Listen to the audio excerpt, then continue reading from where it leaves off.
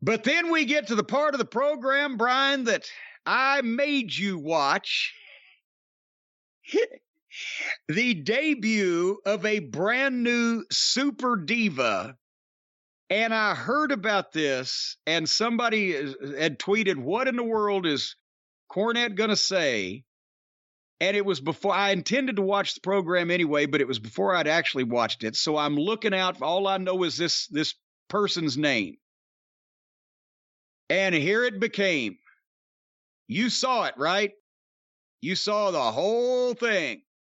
Yeah, I'll just get it out of the way before you even ask my only thoughts. It's like if Mabel fucked Goldust, this is what would happen. So, ladies and gentlemen, all of you who didn't watch NXT, and that's a bunch of you, here's what we saw. Super Diva popped up on the screen. And in a spotlight in the entranceway in front of the screen was a fat guy sitting in a chair wearing sunglasses. And the chair spins around until you see this fucking character. He stands up. He's wearing a full bodysuit of shiny, multicolored pleather. And he's blowing kisses to the fans on his way to the ring. And as you mentioned, there's an element, a lot of influence of Goldust on this, where he's constantly feeling himself and refreshing himself with and the gestures that Goldust did. And as well, it does look like Mabel, if Mabel lost 200 pounds and didn't have any of the skin tightened up. In this outfit, he looks like if Mabel was a popped Macy's parade balloon. A human waterbed, perhaps, might be a more apt description. You could show a drive-in movie on his bulbous ass, and his man boobs look like two possums fighting in a pillowcase. And this exhibition is what's coming down the entranceway to get into the ring to fight a guy named Sean Gallagher. And the announcer was actually trying to, and I mean, you could tell in his voice that he was asked to impart this information, and he was doing it with a verbal eye roll. But the announcer was building this guy up as a big deal, beloved by the fans. He brings joy to everyone. Listen to the crowd, the ovation. They're at their performance center location, and it's all the friends and family, and they mustered up 30 people to fucking chant Quincy, Quincy. Quincy Elliot is this guy's name. And he started the match by shaking his ass at the guy, feeling himself up like Goldust, and doing an odd little dance that made his mud flaps bounce over and over. I'm surprised he didn't blacken both of his eyes. This guy, I've seen fat guys all the way up to the McGuire twins in wrestling, and I've seen giants, and I've seen oddities, and I've seen people with deformities.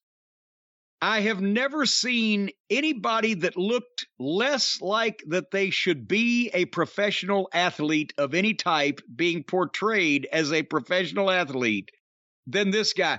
I could win a bodybuilding contest against this guy as I sit here right now if me and him were the only ones in it.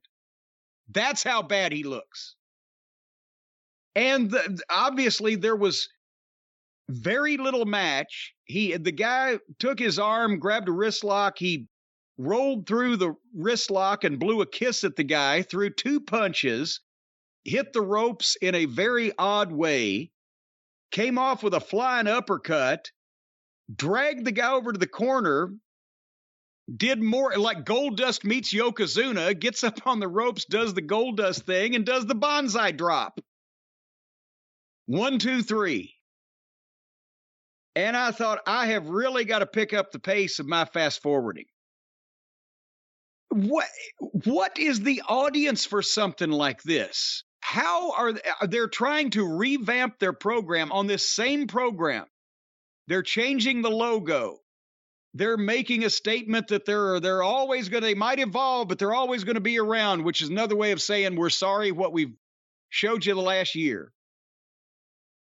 They obviously Triple H has in mind to make NXT more important. And they've supposedly made Shawn Michaels the one in charge. Is Shawn Michaels now unable to control his sense of humor and thinks we ought to, but I mean, what's next after this? JoJo the dog-faced boy? How is it's not like there've been a ton of fucking rotten-looking physical specimens in one way or another in wrestling that were talented at either speaking or working and could draw some money because of their bizarre appearance. I can't see any of them in this guy. This had to be some kind of rib, some kind of joke. Somebody thought it'll be funny. Look at the state of him. You can't tell me they signed this guy to a developmental contract. And has he ever wrestled before anywhere? Where did he come from? Why would you do this to a program that you're about to fucking revamp? So those are a lot of questions that you don't have answers to, but I'm completely in the dark of why, especially on this particular week, they would present something that looked like that. I don't have any answers for you. I go back to much silence. I go back to what you said earlier. I don't know what the audience is for this. I would like to see him against Nikita Lyons. That would be interesting. But I don't know what the audience is for this. I think there's an audience for... I'm a broken record at this point. There's an audience for serious wrestling without it turning into a talent show for fucking people that didn't do the talent show in school. I don't know what this is, and I don't like it. And see, this isn't even cosplay wrestling, the gymnastics, the high school cheerleaders. It isn't that aspect of it. It isn't garbage deathmatch wrestling. It's just, it's a parody. It's just, look, let's see how much of a joke we can make this business and anybody that wants to get in it, and how bad we can make our own product and decision-making look. It's not like this particular style of wrestling is not for you and me, Brian, but has its fans like with, as I said, the Flyers or the Lucha guys or the garbage match guys, or this guy is not only not good at any style of wrestling, but the only person that would be a fan of this on a wrestling program is somebody who wants to make fun of wrestling because they don't like it or they want it to look stupid or silly, to downgrade it. Well, in that case, not a lot of those people are probably watching the wrestling program. Just a thought. Maybe he could wrestle. Hey, look, this is the first time we saw him. I saw him throw 2 punches, hit the ropes, throw that uppercut forearm, and do the bonsai drop. I guarantee you that's the 4 or 5 best things he can do, or elsewise it wouldn't have just been that. How many weeks do you think he's going to overdo it with the blowing kisses and touching himself before he realizes he's doing it too much? He got that about 45 seconds into his debut. Oh, it was just so much. Someone's got to talk to him and say, hey, a little bit, but this is the whole match. You can't do it. But anyway, so that was that. That's what, and again, that's what people were talking about after the fucking thing. Besides the revamp and the new logo, that was the only thing that got any attention, and it was the wrong kind.